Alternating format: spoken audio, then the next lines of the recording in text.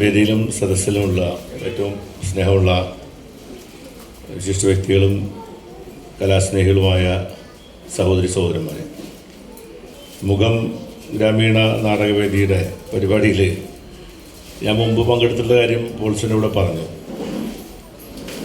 അപ്പോൾ ഇന്നിപ്പോൾ വൈകിട്ടാണ്, ഉച്ചയ്ക്ക് ശേഷമാണ് എൻ്റെ അടുത്ത് ഷൈജു വിളിച്ച് പറഞ്ഞത്, ഇങ്ങനെ രാജ്യം വരില്ല, അപ്പോൾ അതുകൊണ്ട് സുനിച്ചേട്ടന് വരാൻ പറ്റുമോ എന്ന് പറഞ്ഞു. അപ്പോൾ എനിക്ക് വേറെ പരിപാടി ഉണ്ടായിരുന്നു, തൃശ്ശൂർ അന്തിക്കാട് നാളെ ഒരു പ്രോഗ്രാമായിട്ട് ബന്ധപ്പെട്ട് അവിടെ ഉണ്ടായിരുന്നു.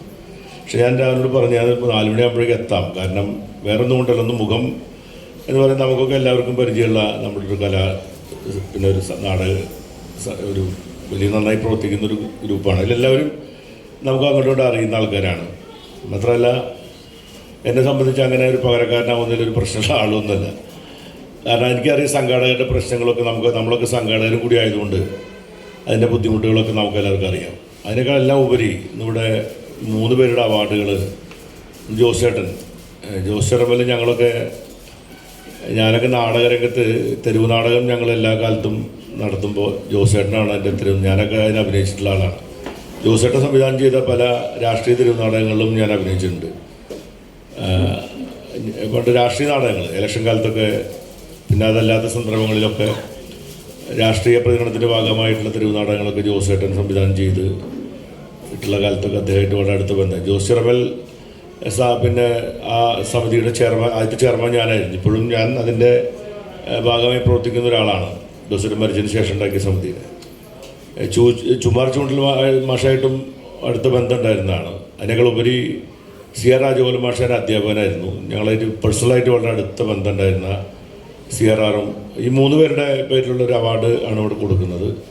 അപ്പോൾ സ്വാഭാവികമായൊരു ഉത്തരവാദിത്വം എന്നെപ്പോലുള്ള ആളുകൾക്ക് ഉണ്ട് അതിൽ പങ്കെടുക്കുക എന്നുള്ളത്. അപ്പോൾ അതിന് കൂടി ഭാഗമായിട്ടാണ് ഇവിടെ വരാൻ കഴിഞ്ഞതിൽ വളരെ സന്തോഷമുണ്ട്. പോളിസിനെ സൂചിപ്പിച്ച പോലെ, പിന്നെ പോളിസിനെ പോലെയൊക്കെയുള്ള ആളുകൾ ഈ രംഗത്ത് വേറെ ഒരു തരത്തിലുള്ള ചാക്കോ മാഷ്, ഞങ്ങളൊക്കെ ചാക്കോ മാഷ് ഞങ്ങളൊക്കെ മാഷ് ട്യൂഷൻ പഠിപ്പിച്ചിട്ടുണ്ട് പണ്ട് കാഞ്ഞാടിൻ്റെ ട്യൂഷൻ സെൻ്റർ നടത്തുന്ന കാലത്ത്. ആ കാലം മുതൽ തന്നെ ഞങ്ങൾക്ക് മാഷ അറിയാം. ഇങ്ങനെ കുറേ ആളുകൾ നമ്മുടെ നാട്ടിൽ ഈ കലയെയും നാടകത്തെയും അങ്ങേയറ്റം സ്നേഹിക്കുകയും അതിനുവേണ്ടി സാമൂഹ്യ മാറ്റത്തിന് വേണ്ടി അവരുടെ പ്രവർത്തനം ഉപയോഗപ്പെടുത്തുകയും ചെയ്യുന്ന സമർപ്പിത ജീവിതങ്ങളെപ്പോലുള്ള ഒരുപാട് ആളുകളുടെ കൂട്ടായ്മയും കൂടിയാണ് ഈ മുഖം ഗ്രാമീണ നാടകവേദി എന്ന് പറയുന്നത്. നമുക്ക് ചെയ്യാൻ പറ്റാത്ത പല കാര്യങ്ങൾ അവർ ചെയ്യുന്നുണ്ട്. അപ്പോൾ അത്തരം ആളുകളുടെ ഇത്തരം പരിപാടികളിൽ പങ്കെടുക്കുക എന്ന് പറയുന്നത് അതിലൊരു വലിയൊരു കടമയും ഉത്തരവാദിത്വമായിട്ടാണ് നമ്മളൊക്കെ കാണേണ്ടത്. മാത്രമല്ല ഇവിടെ ആദരിക്കപ്പെടുന്ന വ്യക്തികൾ വളരെ പ്രസിദ്ധരായിട്ടുള്ള ആളുകളെ ഇന്നിവിടെ ആദരിക്കുന്നുണ്ട്. ഞാനിവിടെ വന്നതിന് ശേഷമാണ് അവരെല്ലാം അതിൽ അവാർഡ് ജേതാക്കളായിട്ടുള്ള ജോസ് ചെറമൽ അവാർഡ് നേടിയിട്ടുള്ള ഡോക്ടർ ജെയിംസ് ജോസഫ്, ഞാൻ അദ്ദേഹത്തെ ഇപ്പോൾ പരിചയപ്പെടുകയുണ്ടായി. അതുപോലെ പ്രദീപ് മാളവിക കോട്ടയം, അദ്ദേഹം ചില ബന്ധങ്ങൾ പിന്നെ പറഞ്ഞു, ബിനോയ് വിശ്വമൊക്കെ ആയിട്ടുള്ള കുടുംബ ബന്ധങ്ങളൊക്കെ ഉള്ള ഒരാളാണ്.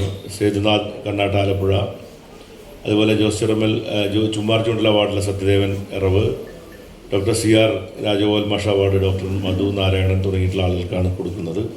അവർക്കെല്ലാം എൻ്റെ ഹൃദയം നിറഞ്ഞ ആശംസകളും അഭിവാദ്യങ്ങളും ഞാനിവിടെ നേരെയാണ്. രാജൻ വരാത്തത് ഡൽഹി പോയതല്ല. രാജൻ ശരിക്കും പറഞ്ഞാൽ പാർട്ടിയുടെ മുൻ ജനറൽ സെക്രട്ടറി സഖാവ് സുധാകർ റെഡ്ഡി മരണപ്പെട്ടതിൻ്റെ സംസ്കാര ചടങ്ങിൽ നിന്ന് നടക്കുകയാണ്. അപ്പോൾ ഇന്ന് അടിയന്തരമായി ഹൈദരാബാദിൽ അദ്ദേഹം പോയി ഉണ്ടായത്, അതുകൊണ്ടാണെന്ന് വരാൻ പറ്റാത്തതെന്ന് അറിയിച്ചിട്ടുണ്ട്. എന്തായാലും ഇവിടെ പ്രത്യേകിച്ച് ഇന്നത്തെ കാലഘട്ടത്തിൽ നമ്മുടെ സമൂഹത്തിൽ ഈ സാംസ്കാരിക പ്രവർത്തനങ്ങളൊക്കെ എങ്ങനെ സംഘടിപ്പിക്കണം എന്നതിനെ സംബന്ധിച്ച് നമുക്ക് നേരത്തെ ഉണ്ടായിരുന്ന കാഴ്ചപ്പാടുകളൊക്കെ മാറേണ്ട സമയമാണ്. സാംസ്കാരിക രംഗത്ത് ഇപ്പോൾ നമ്മൾ നോക്കുമ്പോൾ നിങ്ങളിപ്പോൾ ഒരു കാര്യം ശ്രദ്ധിച്ചാൽ മതി, നമ്മുടെ സമൂഹത്തിൽ നടന്നുകൊണ്ടിരിക്കുന്ന കാര്യങ്ങളെപ്പറ്റി. എങ്ങനെയാണ് ഈ വലതുപക്ഷവൽക്കരണം നടക്കുന്നത് എന്നുള്ളത് നമ്മൾ വളരെ ഗൗരവത്തോടുകൂടി കാണേണ്ട ഒരു കാര്യമാണ്. ഈ വിശ്വാസങ്ങളെയും അന്ധവിശ്വാസങ്ങളെയും കൂട്ടിക്കലർത്തി നമ്മുടെ സാധാരണ മനുഷ്യർക്കിടയിലേക്ക് എങ്ങനെയാണ് വലതുപക്ഷ രാഷ്ട്രീയം കടന്നു വരുന്നതെന്നുള്ളത് നിങ്ങളൊരു ടെലിവിഷൻ ചാനൽ, നമ്മുടെ മലയാളത്തിൽ കിട്ടുന്ന ടെലിവിഷൻ ചാനലുകൾ എടുത്ത് നോക്കിയാൽ മതി. ഇനി അത് കഴിഞ്ഞ് ദേശീയ ചാനൽ എടുക്കുക. എത്ര ചാനലുകളാണ് ഈ ആത്മീയത എന്ന പേരിൽ ഒരുപാട് പ്രവർത്തനം നടത്തിക്കൊണ്ടിരിക്കുന്നത്. നമ്മുടെ ചാനലുകളിൽ വരുന്ന സീരിയലുകൾ എടുത്ത് പരിശോധിക്കുക. ഇതിലെത്ര പുരാണങ്ങളും ഇതിഹാസങ്ങളുമായി ബന്ധപ്പെട്ട സീരിയലുകൾ നിങ്ങൾ ഒന്ന് കുറച്ച് സമയം വെറുതെ ഒരു കൗതുകത്തിനൊന്ന് സൂക്ഷിച്ച് നോക്കുക. നമ്മുടെ ചുറ്റും നടക്കുന്ന സംഭവങ്ങൾ നിങ്ങളൊന്ന് നോക്കിയാൽ മതി. എന്തൊക്കെയാണ് നമ്മുടെ സമൂഹത്തിൽ സംഭവിച്ചുകൊണ്ടിരിക്കുന്നതെന്ന് അറിയണമെങ്കിൽ നിങ്ങൾക്കത് മനസ്സിലാക്കാൻ വേണ്ടി കഴിയും. ഇവിടെ നേരെ പോലീസും പറഞ്ഞല്ലോ, ഞാൻ പരാജയപ്പെട്ടതിനെ പറ്റി വിഷമം വിചാരിച്ചു. നമ്മൾ പരാജയപ്പെട്ടതിൽ വിഷമിച്ചിട്ട് കാര്യമൊന്നുമില്ല. നമ്മൾ പരാജയത്തിൽ വിഷമിക്കേണ്ട സമയമല്ലത്. പരാജയം എന്തുകൊണ്ടുണ്ടായി എന്നുള്ളതിനെ സംബന്ധിച്ച് നമ്മൾ ഗൗരവത്തോടു കൂടി അത് രാഷ്ട്രീയം തിരിച്ചറിയാൻ നമുക്ക് കഴിഞ്ഞാലേ നമുക്കിനി വിജയിക്കാൻ കഴിയുള്ളൂ. അപ്പം അതിൻ്റെ പ്രധാനപ്പെട്ട കാരണം എന്ന് വെച്ചാൽ ഈ തീവ്രമായ വലതുപക്ഷവൽക്കരണം നമ്മുടെ സമൂഹത്തിൽ പല രൂപത്തിൽ പെനിട്രേറ്റ് ചെയ്യപ്പെട്ടുകൊണ്ടിരിക്കുന്നുണ്ട്. അതിനെ പ്രതിരോധിക്കാൻ ഉള്ളൊരു പ്രധാനപ്പെട്ട മാർഗം സാംസ്കാരിക രംഗത്തുള്ള പ്രവർത്തനങ്ങളാണ്. ആ സാംസ്കാരിക രംഗത്തുള്ള പ്രവർത്തനങ്ങൾ നമ്മൾ കഴിഞ്ഞ കാലങ്ങളിൽ നിന്ന് വ്യത്യസ്തമായി ആധുനിക കാലഘട്ടത്തെ എങ്ങനെ നമ്മൾ ജനറേഷൻ എങ്ങനെ കലയും സംസ്കാരവുമായി ബന്ധപ്പെടുത്തിക്കൊണ്ട് അഭിസംബോധന ചെയ്യണമെന്നുള്ളതിനെ സംബന്ധിച്ച് നമ്മൾ ചിന്തിക്കേണ്ട ഒരു കാലമാണ്. വേടനെ പോലെയുള്ള ഒരു കലാകാരൻ ഇപ്പോൾ അടുത്ത കാലത്ത് വലിയ വിവാദങ്ങളൊക്കെ വന്നുകൊണ്ടിരിക്കുന്ന ഒരു സന്ദർഭമാണ്. ഞാൻ ഈ വേടനെ ശ്രദ്ധിക്കുന്നത് എന്താണെന്ന് വെച്ചാൽ, വേടനെ എനിക്ക് അറിയേണ്ടായിരുന്നില്ല. ഞാൻ സത്യം പറഞ്ഞാൽ നമ്മുടെ ഒരു ജനറേഷൻ കാണാത്തൊരു വേവ് ലെങ്ത്തിലൂടെ പുതിയ തലമുറ സംവദിച്ചുകൊണ്ടിരിക്കുന്നുണ്ട്. അപ്പോൾ എൻ്റെ തലമുറയ്ക്ക് സംവേദനം ചെയ്യപ്പെടാൻ കഴിയാത്തൊരു വേവ് ലെങ്ത്തിലൂടെ ഒരു മൂവ്മെൻറ്റ് നടക്കുന്നുണ്ട്. അതിലേക്ക് നമുക്ക് കയറിപ്പറ്റാൻ പറ്റുന്നുണ്ടോ എന്നുള്ളത് നമ്മൾ ശ്രദ്ധിച്ചാൽ, ഈ വേടനെ ഞാൻ കേൾക്കുന്നത്, ഞാൻ അന്തിക്കാട്, ഞാൻ ഈ പെരുങ്ങോട്ടുര കാനാടി മഠത്തിലൊരു പരിപാടിയിൽ ആണ് ഈ വേടൻ പങ്കെടുക്കാൻ വരുന്നത്. അപ്പോൾ ഞാൻ ഈ പെരുങ്ങോട്ടൂർ സെൻറ്ററിൽ നിന്ന് ഞങ്ങളുടെ പാർട്ടി ഓഫീസിലേക്ക് പോകാൻ നോക്കുമ്പോൾ അവിടെ ഭയങ്കര ബ്ലോക്ക്. എന്നിട്ട് എന്തപ്പോൾ ഇവിടെ അത്ര വലിയ പ്രശ്നം ഉണ്ടാവും? അപ്പോൾ കാനാടി മഠത്തിൽ ഉള്ള പരിപാടിയിൽ അത്ര വലിയ പ്രശ്നം ഉണ്ടാവില്ല. അപ്പോൾ നോക്കുമ്പോൾ പല സ്ഥലങ്ങളിൽ നിന്നുള്ള ചെറിയ പിള്ളേരാണ്, 16, 17, 18, 20 വയസ്സുള്ള പെൺകുട്ടികൾ ആൺകുട്ടികളൊക്കെ തിങ്ങി നിറഞ്ഞ് അവിടെ നിൽക്കണം. ഞാൻ ഈ ഇതാരുടെ ഇപ്പോൾ സംഭവം അപ്പോഴാണ് ഞാൻ ഈ വേണം കേട്ടിട്ടുണ്ടെങ്കിൽ ഞാൻ ശ്രദ്ധിച്ചിട്ടുണ്ടായിരുന്നില്ല. കാരണം നമ്മുടെ വേവ് ലെങ്ത്തിലല്ല അത് മൂവ് ചെയ്തുകൊണ്ടിരിക്കുന്നത്. അപ്പോഴാണ് മനസ്സിലായത് ഇതിങ്ങനെ ഒരാളാണ്. അപ്പോൾ ഞാൻ അന്വേഷിച്ചു. അപ്പോൾ ഞാൻ ഇയാളെ ഫോളോ ചെയ്യാൻ തുടങ്ങിയപ്പോഴാണ് ഇയാൾ പറയുന്ന കാര്യങ്ങൾ, നമ്മളൊക്കെ പറഞ്ഞുകൊണ്ടിരിക്കുന്ന രാഷ്ട്രീയം തന്നെ അദ്ദേഹം പറയുന്നുണ്ട്. പക്ഷെ അത് കേൾക്കാൻ, റാപ്പ് സംഗീതം കേൾക്കാൻ മാത്രമല്ല ആളുകൾ വരുന്നത്, അയാൾ പറയുന്ന കാര്യങ്ങളിലെ പൊരുളും അവരെ സ്വാധീനിച്ചിട്ടുണ്ട് എന്നുള്ളതാണ്. അത് നമുക്കൊരു പ്രതീക്ഷ നൽകുന്നൊരു കാര്യമാണ്. കാരണം പുതിയ തലമുറയെ അവരുടെ വേവ് ലെങ്ത്തിലൂടെ അവരിലേക്ക് നമുക്ക് കടന്നു വരാൻ കഴിഞ്ഞാൽ നമ്മുടെ ഈ വലതുപക്ഷ രാഷ്ട്രീയത്തെ പ്രതിരോധിക്കാൻ കഴിയുന്ന ഒരു സംവേദനം നടത്താനുള്ള സാധ്യത നമ്മുടെ സാംസ്കാരിക രംഗത്ത് ഇന്നുണ്ട് എന്നുള്ളത് നമ്മുടെ സാംസ്കാരിക രംഗത്ത് പ്രവർത്തിക്കുന്നവർ തിരിച്ചറിയേണ്ടതുണ്ട് എന്നാണ് എനിക്ക് തോന്നുന്നത്. അപ്പോൾ ആ നിലയിലുള്ള ഒരുപാട് പ്രവർത്തനങ്ങൾ നമുക്ക് നടത്തേണ്ട ഉത്തരവാദിത്വം രാഷ്ട്രീയമായി തന്നെ അതിലിടപെടേണ്ട സമയമാണിത്. പുരോഗമന കലാസാഹിത്യ സംഘം ഉൾപ്പെടെയുള്ള നമ്മുടെ നാട്ടിൽ പ്രവർത്തിച്ചുകൊണ്ടിരിക്കുന്ന ഒട്ടനവധി പുരോഗമന ആശയങ്ങൾ ജനങ്ങളിലേക്ക് എത്തിക്കാനും ഒക്കെ പരിശ്രമിച്ചുകൊണ്ടിരിക്കുന്ന ചെറുതും വലുതുമായിട്ടുള്ള ഗ്രൂപ്പുകളെല്ലാം സടകുടഞ്ഞ് എഴുന്നേറ്റ് വരേണ്ട സന്ദർഭത്തിലാണ് നമ്മൾ പ്രവർത്തിച്ചുകൊണ്ടിരിക്കുന്നത് എന്നുള്ളത് നമ്മൾ മനസ്സിലാക്കണം. നമ്മളറിയാതെ ഇപ്പോൾ ഈ എന്താണ് കൊറിയൻ മ്യൂസിക്കും അതുപോലെ തന്നെ കൊറിയൻ ഡ്രാമയൊക്കെ നമുക്ക് എത്ര ആൾക്ക് അറിയാമെന്ന് എനിക്കറിയില്ല. അവിടെ ആ ഒരു ചെറുപ്പക്കാരൻ്റെ ഒരു മ്യൂസീഷ്യൻ പാട്ടുകാരൻ്റെ 20 വയസ്സുകാരൻ്റെ ഫോളോവേഴ്സിൻ്റെ എണ്ണം കേട്ട് നിങ്ങൾ ഞെട്ടിപ്പോവും. അതിൽ ഏറ്റവും അധികം മലയാളി പിള്ളേരാണുള്ളത് നിങ്ങൾ മനസ്സിലാക്കണം, നമ്മൾ മനസ്സിലാക്കേണ്ടതാണ്. അപ്പോൾ ലോകത്തിൻ്റെ ഏതോ കോണിലിരിക്കുന്ന പല ആളുകളും നമ്മുടെ പുതിയ ശാസ്ത്ര സാങ്കേതിക വിദ്യയുടെ പ്രതലത്തിൽ നിന്നുകൊണ്ട് നമ്മുടെ നാട്ടിലെ ചെറുപ്പക്കാരൻ്റെ ഉള്ളിലേക്ക് കടന്നു വരാൻ അവർക്ക് കഴിയുന്നുണ്ടെങ്കിൽ എന്തുകൊണ്ട് നമുക്ക് കടന്നു വരാൻ കഴിയുന്നില്ല എന്നൊരു ചോദ്യം നമ്മുടെ മുമ്പിലുണ്ട്. അപ്പോൾ നമ്മൾ ഉപയോഗിക്കുന്ന ടൂളുകൾ അതിൽ വ്യത്യാസം വരുത്തേണ്ട സമയം, നമ്മുടെ ആശയങ്ങളിലല്ല വ്യത്യാസം വരുന്നത്. നമ്മുടെ ആശയങ്ങൾ ഇപ്പോഴും ശരിയും ആശയങ്ങൾ വളരെ ശക്തവുമാണ്. പക്ഷേ ആശയങ്ങൾ ജനങ്ങളിലേക്ക് എത്തിക്കാൻ കഴിയുന്ന നമ്മൾ ഉപയോഗിക്കുന്ന ടൂളുകളിൽ വ്യത്യാസം വരുത്തേണ്ട സമയമായിട്ടെന്നാണ് എനിക്ക് എൻ്റെ ഒരു ഒബ്സർവേഷൻ ഞാൻ നിങ്ങളുടെ അടുത്ത് പറഞ്ഞെന്ന് മാത്രമേ ഉള്ളൂ. ജോസ് ചെറുമലിനെ പോലുള്ള ആളുകൾക്ക് ആ കാലഘട്ടത്തിൽ അവർ മാറി സഞ്ചരിച്ചവരും അന്നത്തെ ആളുകളിൽ സ്വാധീനം ചെലുത്താൻ കഴിഞ്ഞതും അവർ ആ കാലഘട്ടത്തിലെ സമൂഹവുമായി ജനറേഷനുമായി സംവദിക്കാനുള്ള ശക്തി അവർക്കുണ്ടായിരുന്നു. അതുകൊണ്ടാണ് അവരിന്നും നമ്മൾ സ്മരിക്കുന്നതിന് കാരണം. ഇന്നത്തെ കാലഘട്ടത്തിലെ പുതിയ തലമുറയുമായി സംവദിക്കാൻ കഴിയുന്ന വേവ് ലെങ്ത്തിലൂടെ സഞ്ചരിക്കാൻ നമുക്ക് നമ്മുടെ സാംസ്കാരിക രംഗത്തുള്ളവർക്ക് സാധിക്കണം എന്നുള്ളതാണ് എനിക്ക് സൂചിപ്പിക്കാനുള്ളത്.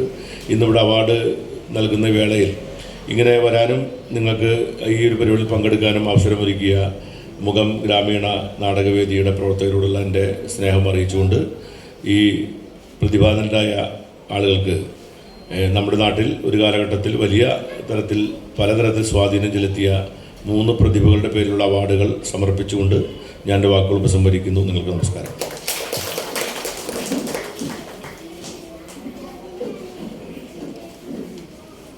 ഏറ്റവും വലിയ ആശയമാണ് അദ്ദേഹം നമുക്ക് നൽകിയത്.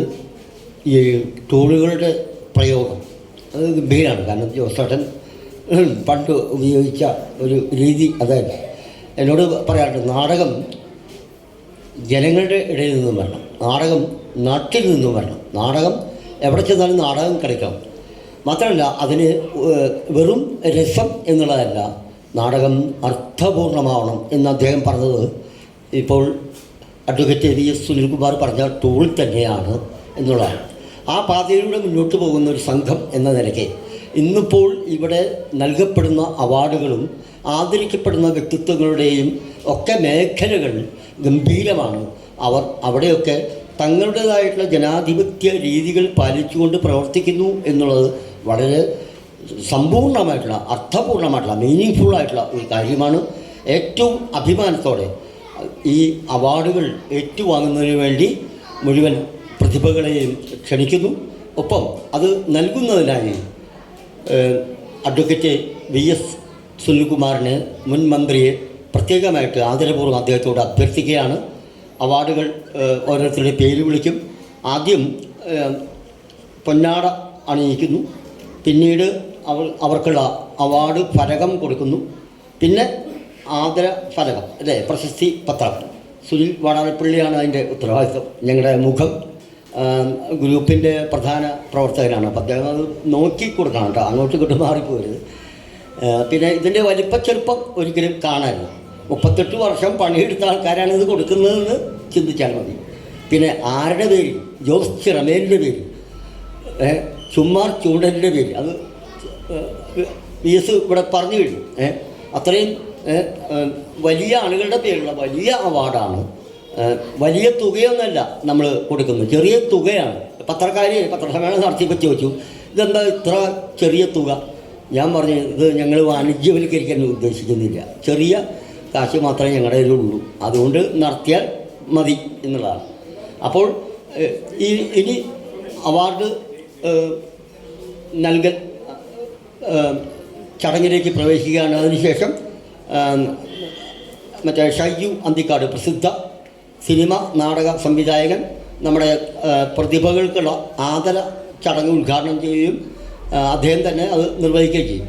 ആദ്യം അവാർഡ് ജേതാക്കൾക്ക് ജോസ് ചിറമേൽ അവാർഡ് ഡോക്ടർ ജെയിൻ ജോസഫ് എറണാകുളം. മുഖം സ്ഥാപിക്കുന്നതിൽ മുഖ്യ പങ്ക് വഹിച്ച ജെയിൻ ജോസഫ് പൂന ഫിലിം ഇൻസ്റ്റിറ്റ്യൂട്ടിൽ പഠിച്ച് ക്യാമറയിൽ ബിരുദം നേടിയ ഡോക്ടർ. അദ്ദേഹം ഒരുപാട് നാടകങ്ങൾ അവിടെ തന്നെ 165 പേരെ വെച്ചുകൊണ്ടുള്ള നാടകങ്ങൾ പൂന ഫിലിം ഇൻസ്റ്റിറ്റ്യൂട്ടിൽ ചെയ്യുകയുണ്ടായി. മുഖത്തിൽ ഒരുപാട് നാടകങ്ങളിൽ അഭിനയിച്ച ആളാണ്. ജോസ് ചിറമേൽ സംവിധാനം ചെയ്ത രസികൻ എന്ന നാടകത്തിൽ അഭിനയിച്ചുകൊണ്ട് അദ്ദേഹം ഈ കലാരംഗത്തേക്ക് കടന്നു വരികയുണ്ടായി. എൻ്റെ തന്നെ അളിഞ്ഞ വാർത്ത എന്ന നാടകത്തിൽ അഭിനയിച്ച് സെയിൻറ്റ് അലോഷ്യസ് കോളേജ് തുരുത്തിൽ അത് ഏറ്റവും ഉയരെ പോയ ഒരു നാടകം കൂടിയാണ്. ഡോക്ടർ ജെയിൻ ജോസഫിന് ഈ അവാർഡ് കൊടുത്തുകൊണ്ട് ഞങ്ങൾ പ്രത്യേകമായിട്ട് മുഖം ഇപ്പോൾ ആദരിക്കുകയാണ്. ജോസ് ചിറമേൽ അവാർഡ് ഏറ്റുവാങ്ങിയ ഡോക്ടർ ജെയിൻ ജോസഫിന് പ്രത്യേകം നന്ദി. അടുത്തതായി ഞങ്ങളുടെ ഒരു അണ്ണനാണ് നാടകക്കാരൻ, പ്രദീപ് മാളവിക, വൈക്കം, കോട്ടയം. അദ്ദേഹം ഒരുപാട് നാടകങ്ങൾ സംവിധാനം നിർവഹിക്കുകയും പ്രധാന കഥാപാത്രങ്ങളെ അവതരിപ്പിക്കുകയും ഇന്നും പ്രൊഫഷണൽ നാടകം കാണുന്ന ഓരോ മനുഷ്യരുടെ മനസ്സിലും ഉള്ള ഒരാളാണ് പ്രദീപ് മാളവിക. വൈക്കം ജോണിൻ്റെ പിന്തുടർച്ചക്കാരൻ എന്നുകൂടി ഞാൻ പറയും. മറ്റൊന്ന്, ജോസ് ചിറമേൽ വൈക്കം മാളവികയ്ക്ക് വേണ്ടി ചെയ്ത നാടകത്തിൽ അഭിനയിക്കുകയും കൂടി ചെയ്തിട്ടുണ്ട് പ്രദീപേട്ടൻ ഞങ്ങളുടെയൊക്കെ വഴികാട്ടിയാണ്. അദ്ദേഹം ഇന്നും ഞങ്ങളെ പിന്തുണയ്ക്കുന്നു. ഏറെ നന്ദി. അടുത്തതായി സേതുനാഥ് കണ്ണാട്ട് ആലപ്പുഴ എസ് പുരം സദാനന്ദൻ്റെ ശിഷ്യനാണ്. നിങ്ങൾക്കറിയാമല്ലോ, എസ് പുരത്തിന് നാടകം നമ്മുടെ ചേറ്റുപുഴ ഗ്രൗണ്ടിൽ വന്ന് കളിച്ചതൊക്കെ എവർക്കും അറിയാവുന്നതാണ്. ആ നാടകം എഴുതിയ സംവിധാനം നിർവഹിച്ച എസ് പുരത്തിൻ്റെ ശിഷ്യന് ഞങ്ങൾ സാഭിമാനം ഈ അവാർഡ് സമർപ്പിക്കുകയാണ്. ഏറ്റവും സന്തോഷമാണ്. സേതുനാഥ് കഥാപ്രസംഗ രംഗത്തും പ്രസിദ്ധനാണ്.